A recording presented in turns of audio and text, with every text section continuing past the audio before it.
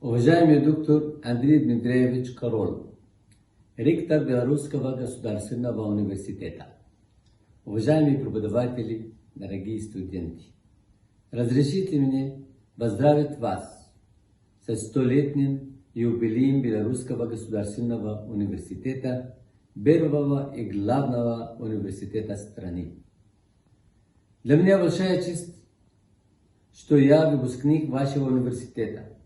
Как доктор исторических наук 2009 года, во время моей работы в качестве чрезвычайного и полномочного посла государства Палестина в Республике Беларусь с 2003 года по 2010 год и дуэнт-дипломского корпуса с 2007 года по 2010 год.